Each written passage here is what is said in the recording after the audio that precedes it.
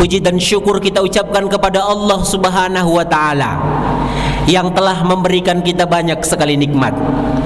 Di antaranya nikmat kesehatan, nikmat kesempatan, nikmat iman, dan masih banyak sekali nikmat yang Allah curahkan kepada kita hingga malam ini. Sehingga modal kenikmatan Allah itu kita bisa hadir di masjid ini untuk berubudiyah kepada Allah Subhanahu wa ta'ala.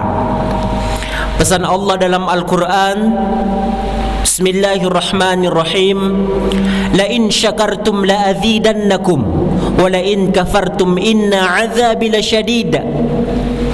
Apabila kamu bersyukur atas nikmat yang aku berikan, maka akan aku tambah. Tetapi sebaliknya, apabila kamu kufur, ingatlah azabku yang sangat pedih. Pada ayat ini, bapak-bapak, saudara-saudara sekalian, ibu-ibu, adanya reward and punishment, adanya pujian dan ancaman Allah Subhanahu wa ta'ala. Kita harus mengetahui, pujian Allah tidak ada tandingan keindahannya. Saya ulangi, pujian Allah tidak ada tandingan keindahannya.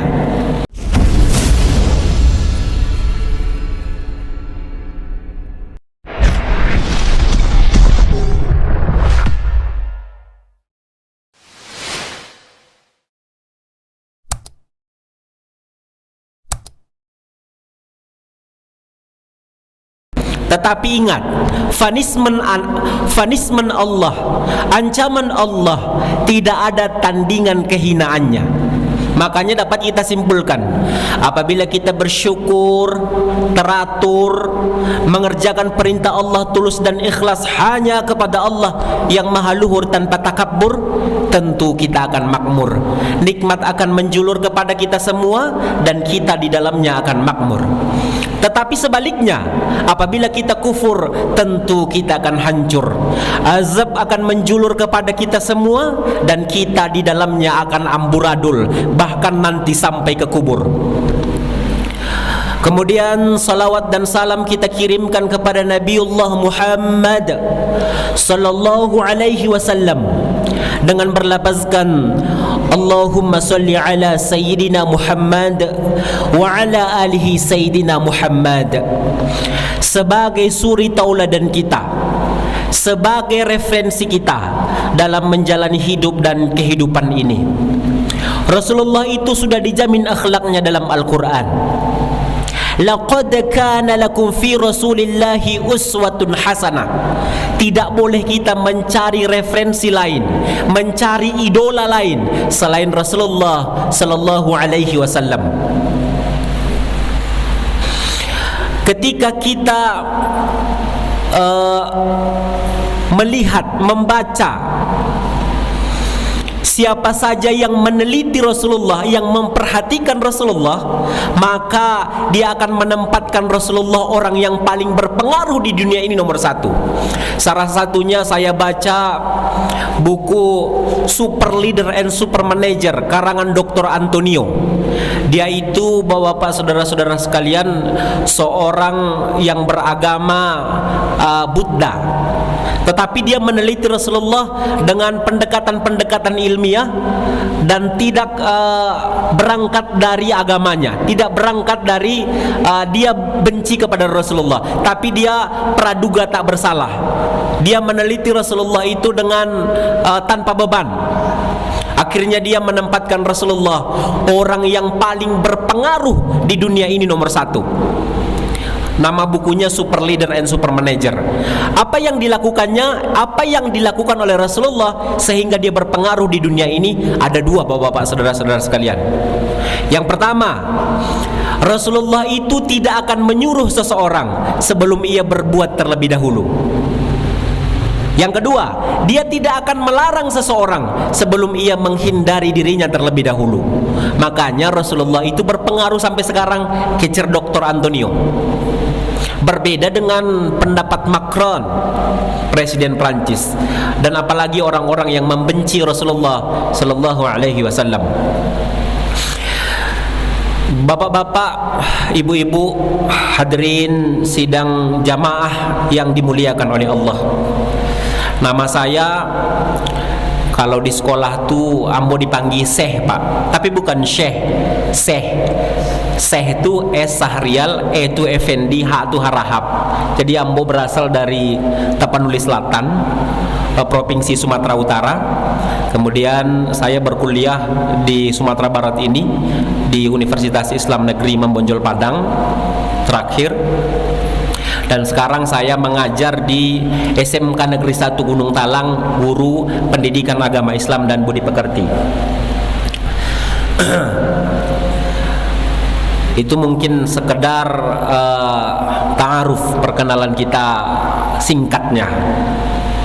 Kemudian pada malam hari ini saya tertarik menjelaskan tentang makhluk yang paling mulia. Ambo ulangi sekali lagi yang kita bahas, Bapak-bapak, saudara-saudara sekalian, ibu-ibu, makhluk yang paling mulia. Makhluk yang diciptakan oleh Allah itu menurut satu teori, Bapak-bapak, ibu-ibu semuanya ada 3. Yang pertama hewan, yang kedua malaikat, yang ketiga manusia. Kalau kita lihat sekilas, kira-kira mana yang lebih hebat di antara ketiganya? Bu? Manusia. Kalau ambo kecean binatang, babu. Kira-kira bapak-bapak, ibu-ibu, ambo kecean ada kalanya, tapi ndak ambo jas dah kan. Tapi ambo kecean di awal, ada kalanya binatang itu lebih hebat daripada manusia. Kira-kira bapak-bapak, ibu-ibu sekalian, boleh bu? Jadi ambo jelaskan. Dalam buku Dr. Linda Herlina, nama bukunya Ilmu Alamiah Dasar, dia mengatakan ada kalanya hewan itu lebih hebat daripada hewan itu lebih hebat daripada manusia. Dia mencontohkan gajah. Gajah itu bisa mengangkat beban berat seberat 1 ton. Sementara manusia bisakah mengangkat beban seberat itu? Babu, Pak, tidak. Berarti kita kalah. Ini sementara ya Bapak Ibu ya. Jangan langsung disimpulkan. Yang kedua, katanya dalam buku itu burung. Burung itu bisa terbang. Apakah manusia itu bisa terbang? Tidak bisa. Kalau inyo terbang dari lantai 50 ke bawah, iyo tabang, tapi inyo sampai di bawah mati. Kemudian buaya. Buaya itu bisa berenang dengan kecepatan 60 km per jam. Sementara orang yang bisa berenang tercepat di dunia itu tidak sampai mencapai 60 km per jam. Kemudian dia mencontohkannya harimau. Harimau itu katanya bisa berlari dengan kecepatan 100 km per jam. Sementara manusia tercepat di dunia tidak sampai mencapai titik itu. Jadi untuk sementara kita akui mereka lebih hebat daripada kita. Untuk sementara. Tetapi di akhir buku itu disampaikannya Bapak, saudara-saudara sekalian, ketika manusia melawan hewan itu dengan hawa nafsunya, melawan tanpa mempergunakan apa yang ada yang lebih dari binatang itu, maka dia akan kalah. Contohnya tadi, Cik Bu. Yang ingin Ibu yang sampaikan contoh-contoh tadi. Gajah. Gajah bisa mengangkat beban berat seberat 1 ton. Manusia bisa mengangkat beban berat seberat itu? Tidak. Tetapi dengan akal manusia, dengan akal fikiran yang diberikan oleh Allah kepada manusia, bisakah manusia mengangkat beban berat lebih dari 1 ton? Bisa. Jatuh mobil gadang tuh, mobil apa bu, truk di situ Jalawe itu, sebantanya tarik tuh bu. Yang menarik tuh siapa yang menciptakan tuh? Hasil karya dari akal manusia. Lah berarti kala binatang tadi kalau nyogunoan deh manusia akalnya. Satu, apa lagi tadi? Gajah. Kemudian yang kedua harimau. Harimau tuh kalau adu Jo Valentino Rossi siapa kalah Bapak Ibu? Siapa kalah? Awa adu harimau Jo Valentino Rossi sama-sama balari. Siapa kalah Bapak Ibu? Kalah hewan tuh, kalah harimau tuh, batu yang ditunggangi oleh Valentino Rossi adalah hasil karya dan cipta dari akal manusia. Burung tadi jangankan 1 kilo 2 kilo, berton-ton bisa tabang deh manusia. Bahkan ada pesawat, ada helikopter. Sekarang yang lebih hebatnya karya manusia Bapak Ibu, ada drone berton-ton tanpa awak, tanpa pilot bisa tabang. Itu hasil karya dari manusia. Makanya kita harus memotivasi anak-anak kita untuk berilmu. Apalagi Bapak Ibu tadi? Cik lain? Buaya. Masih ingat Ibu Nanggala yang tenggelam tuh? Itu apa namanya? Kapal selam. Kapal selam tuh bisa dengan kecepatan tinggi di dalam air Bapak Ibu. Bisa ratusan orang dibawanya. Hasil karya dari akal manusia tuh. Makanya ayat yang pertama turun itu adalah Quran surat Al-Ala ayat 1 sampai ayat 5. Bismillahirrahmanirrahim.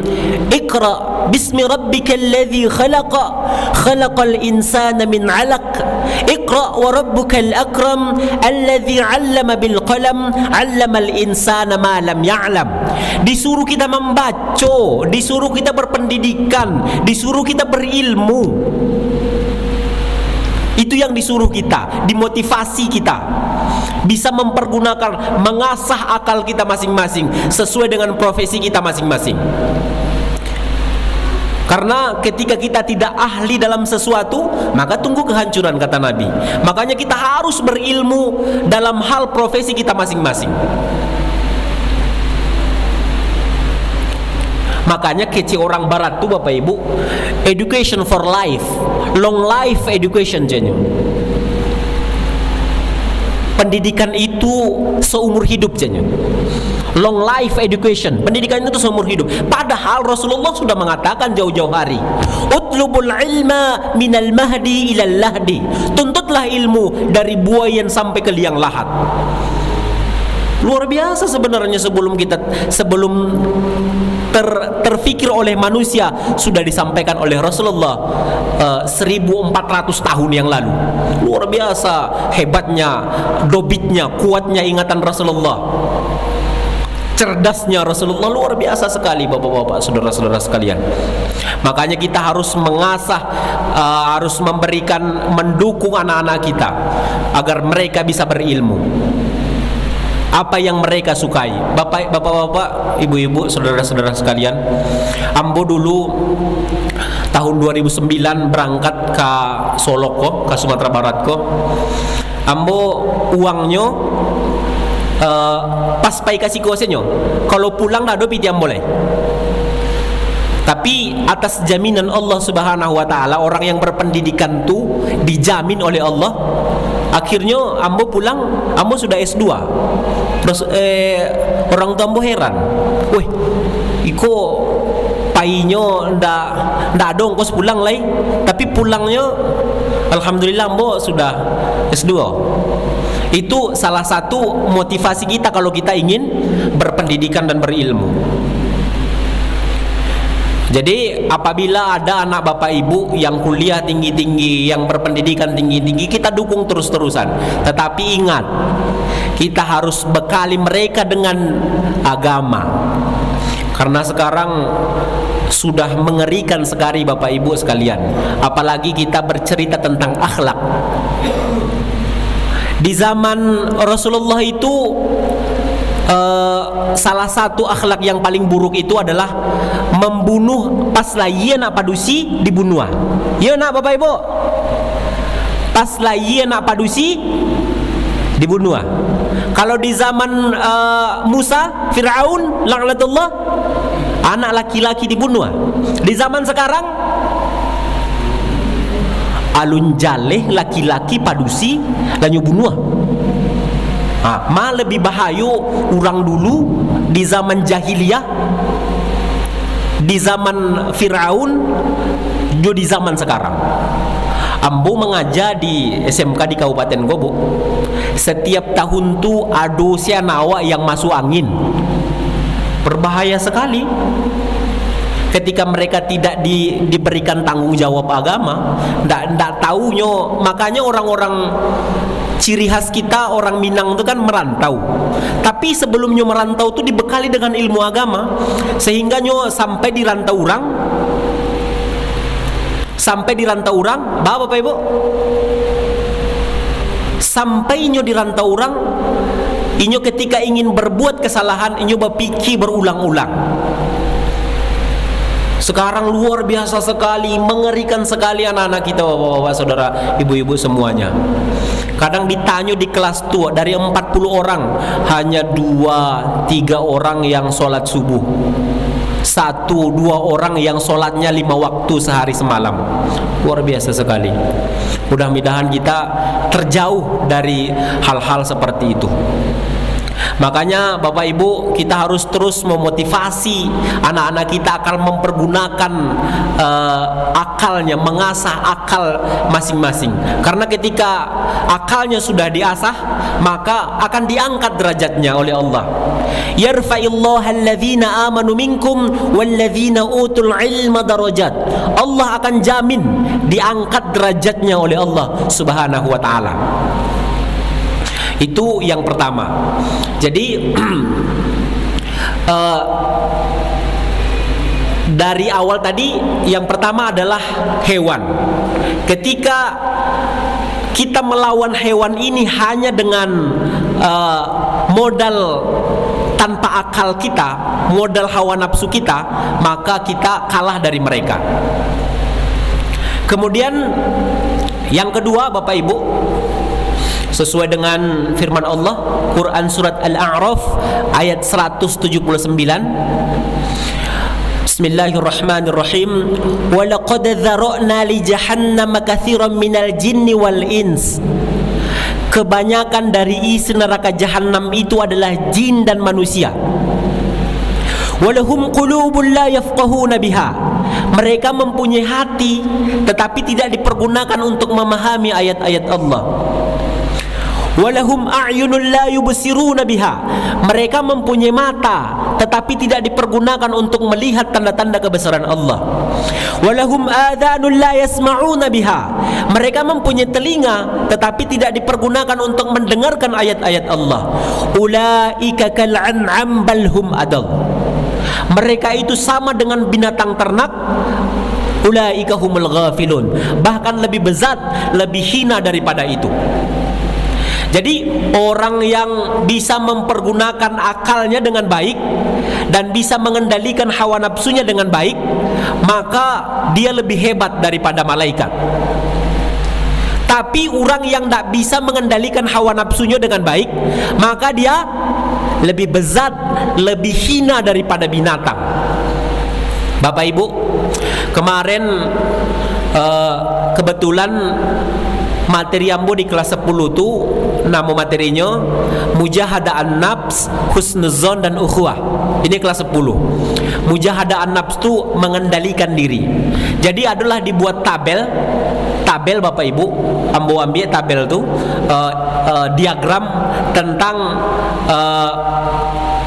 Catin di Indonesia. Lah Bapak Ibu tahu Catin? Calon pengantin.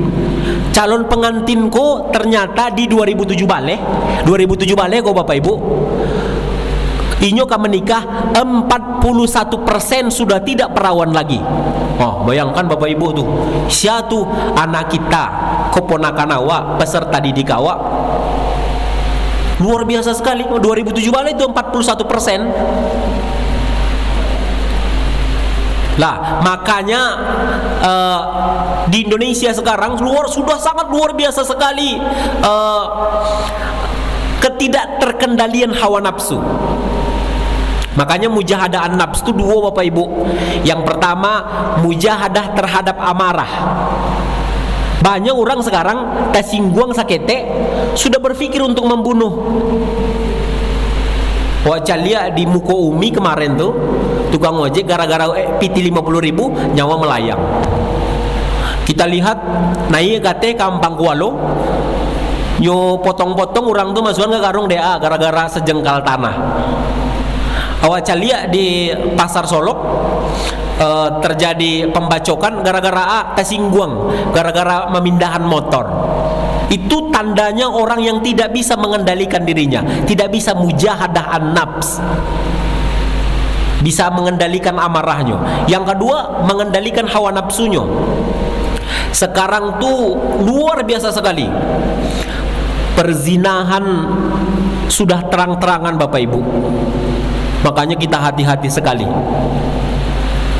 apalagi di usia remaja.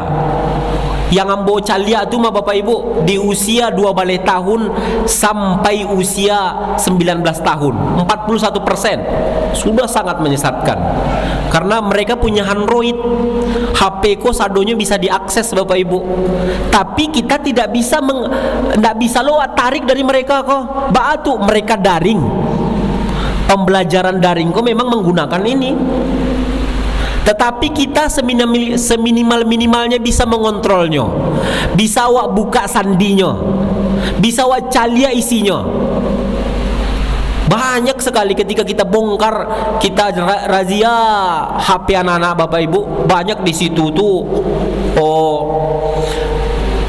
orang termiskin di dunia, baju sih ndak bisa dibalinya. Luar biasa sekali. Ndak padusi, ndak laki-laki sih. Padusi bantu itu loh. Ba tuh. Ada yang kadang apa namanya itu Bu? Yang nampak gambarnya video call. Kadang video call tuh dia tidak menutup aurat, bahkan membuka seluruh auratnya. Tuh di screenshot sudah cowoknya, dicalia di galerinya. Kilola ado. Luar biasa sekali zaman sekarang. Makanya mari kita arahkan anak-anak kita ke masjid. Mari kita arahkan anak-anak kita kembali ke agama, balik ke surau. Makanya tujuan pendidikan agama Islam itu salah satu kita melupakan generasi emas kita. Sebenarnya kalau kita di masjid ini palingan tidak akan mengalami seperti yang mereka alami di masa-masa yang akan datang. Tetapi mereka itulah yang harus kita arahkan sebaik-baik mungkin. Kita persiapkan sebaik-baik mungkin. Itu yang harus menjadi PR kita bersama. Kalau Bapak Ibu di dunia pendidikan mungkin tuh sudah tahu tuh, sudah menjadi rahasia umum. Apalagi sekarang ndak tatap muka, luar biasa sekali hebat-hebatnya ini, luar biasa Bapak Ibu. Kalau sekarang tuh, kalau ilmu alu ajan lain lah taunya, yang para lu diajak ini akhlak nampaknya Wak. Kalau dulu makanya akhlak kepada guru itu luar biasa sekali dari dulu, sehingga dia mendapatkan keberkahan ilmu. Anak-anak sekarang nampaknya Wak, kalau lady saponya masih alhamdulillah, itu tidak ditunjuk kidanya Wak, luar biasa sekali. Makanya ini menjadi tugas kita bersama sebagai orang tua, apapun posisi kita masing-masing, agar tidak terjadi perbuatan-perbuatan yang menghinakan ini. Perzinahan, perselingkuhan, pelecehan seksual, LGBT kau lebih parah lagi. Kalau nyobawa anak gadis anak wa padusi nyobawa anak gadis ke kamarnya, itu nak curiga Wak. Ada laki-laki nyobawa kawannya laki-laki ke dalam, itu nak curiga Wak. Itulah yang lebih berbahaya, lebih hina daripada binatang. Awak tidak boleh Bapak Ibu tabu terhadap ini. Tidak mungkin doh. Tetapi kita terus waspada, terus kita jago masing-masing. Itu yang pertama kesimpulannya Bapak Ibu ya.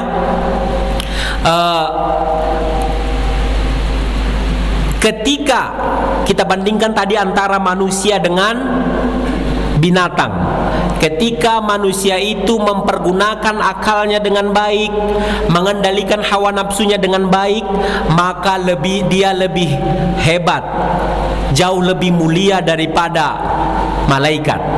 Tetapi ketika dia tidak bisa mengendalikan hawa nafsunya dengan baik, maka dia lebih bezat daripada binatang.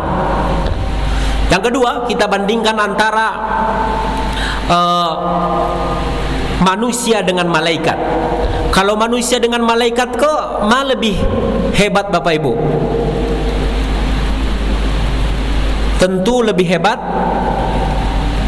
Bu, Bapak, lebih hebat siapa? Malaikat apa manusia? Ya tergantung kepada manusianya. Malaikat itu adalah makhluk yang sangat mulia. Wa may yakfur billahi wa malaikatihi wa kutubihi wa rusulihi. Jadi malaikat adalah makhluk yang paling mulia, yang sangat mulia. Kenapa dia sangat mulia? Karena malaikat itu hanya diberikan Allah, yang diberikan oleh Allah akal. Dia tidak bisa digoda oleh hawa nafsu, dia tidak bisa digoleh oleh syaitan laknatullah, tetapi dia hanya bisa mempergunakan akalnya. Tetapi beda dengan kita, dia hanya stagnan, tetap bersifat statis. Kalau inyo disuruh oleh Allah untuk menyembah mulai dari diciptakan sampai inyo mati, maka dia menyembah saja kerjaannya. Kalau inyo disuruh untuk mencatat amal kebaikan, maka dia tidak keluar dari koridor itu. Itu kalau malaikat. Karena dia tidak bisa, dia tidak makan, dia tidak minum, dia tidak berminat untuk punya istri, dia tidak berminat untuk punya rumah, dia tidak berminat untuk punya harta, untuk punya jabatan, untuk punya pendidikan. Karena ketika dia diciptakan, dia sudah sempurna langsung.